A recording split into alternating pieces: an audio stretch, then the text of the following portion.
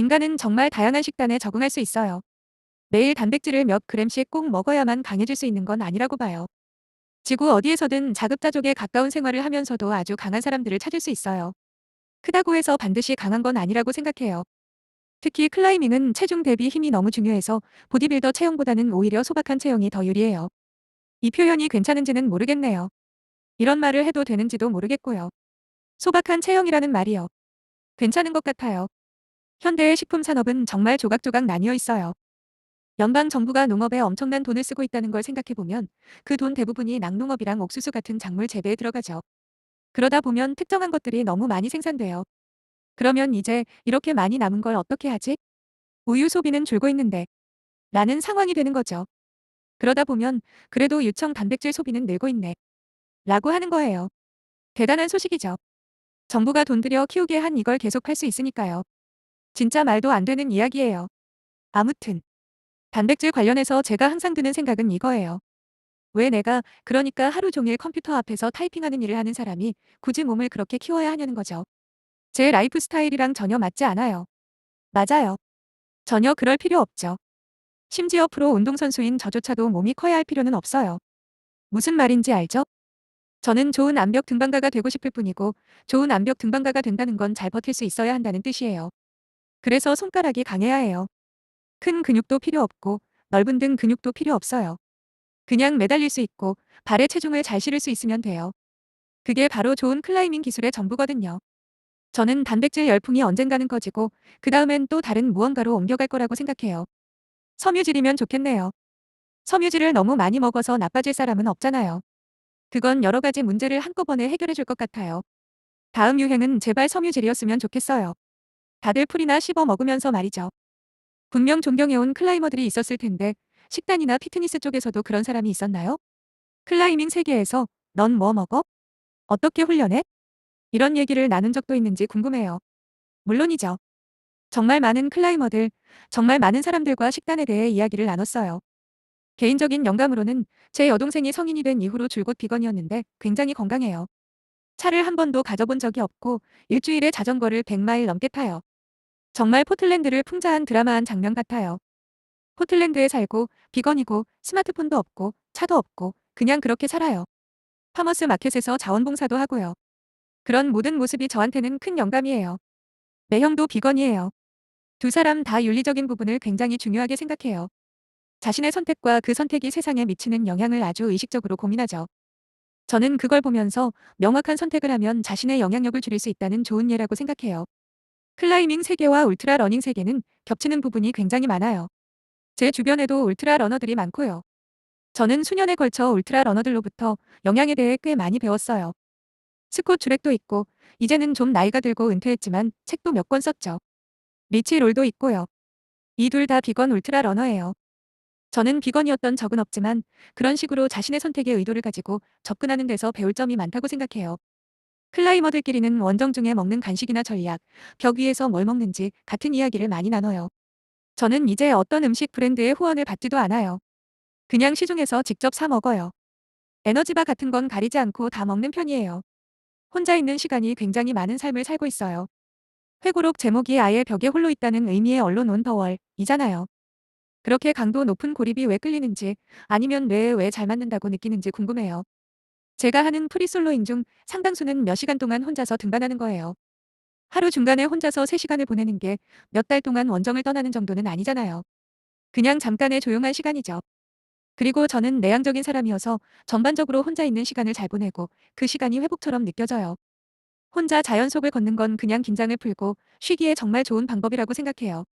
어제도 요세미티에 있었는데 혼자 솔로잉을 하러 갔어요. 벽까지 걸어 올라가는데 35분, 그 벽을 오르는데 1시간 반, 그리고 내려오는데 1시간. 전체적으로 왕복 3시간 정도였어요. 숲을 천천히 걸어 다니고 혼자 벽을 오르고 다시 걸어 내려오는 시간이었죠. 그전에는 친구들이랑 아침을 먹고 있었고 그 다음에는 요세미티를 떠나 공항으로 갔어요. 하루 중 그 3시간은 정말 좋았어요. 숲속에서 보낸 아주 아름다운 시간이었죠. 일할 때 전화 통화는 다 걸으면서 해요. 프리솔로 홍보 투어를 할 때는 하루 종일 정신없이 언론 인터뷰 전화를 받았는데 그때는 호텔 계단을 오르락내리락 하거나 그냥 원을 그리며 계속 걸었어요. 당신의 편도체를 연구한 결과 뇌가 다른 사람들처럼 공포를 처리하지 않는다는 이야기를 읽은 적이 있어요. 스스로 내 뇌가 좀 다르다는 생각에 처음으로 직면한 건 언제였나요? 사실 저는 그 전제 자체에 동의하지 않아요. 노트러스 매거진 기사 읽은 거예요? 프리솔로에 나오는 장면 중에 한 15초 정도 되는 짧은 장면이 있잖아요. 거기서는 마치 이 사람의 뇌에는 문제가 있고 다르다는 식으로 보이죠. 그런데 긴 기사의 글을 제대로 읽어보면 실제 결론은 훨씬 더 미묘해요. 요지는 이거예요. 어떤 일을 충분히 오래 하면 그 자극에 대해 둔감해진다는 거죠. 제 뇌가 본질적으로 다른 게 아니라 그 시점에서는 이미 20년 동안 꾸준히 어떤 극단적인 상황에 노출돼 왔기 때문에 그 자극에 익숙해졌다는 거예요. 저한테는 그게 완전히 말이 됐어요. 등반은 무서운 일이거든요. 저는 항상 등반이 무서웠어요. 다만 분명한 건 수년 동안 계속해서 무서운 상황을 겪다 보면 덜 무서워지는 법을 굉장히 잘 배우게 된다는 거예요. 공포가 가진 힘이 줄어들고 어떤 두려움이 중요한지 어떤 건 중요하지 않은지 구분을 더 잘하게 되죠. fMRI로 뇌를 스캔할 때를 생각해보면 강철 튜브 안에 들어가서 흑백 사진을 보여주잖아요.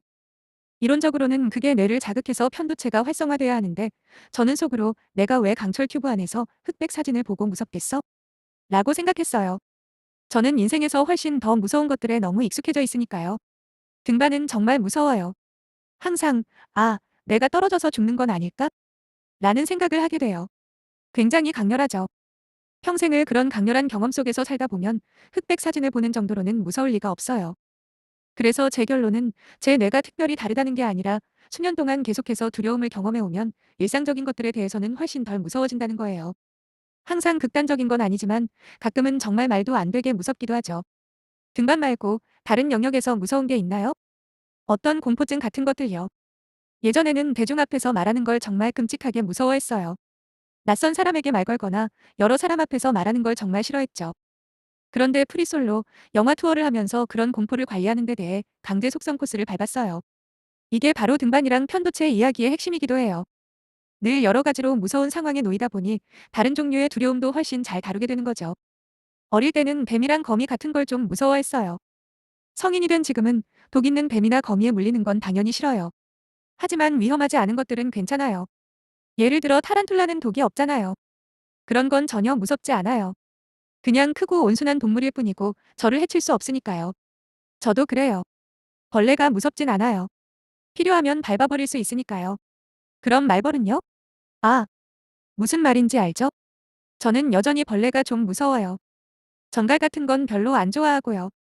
꽤 큰 고통을 줄 수 있는 것들이라면 굳이 가까이 하고 싶진 않아요.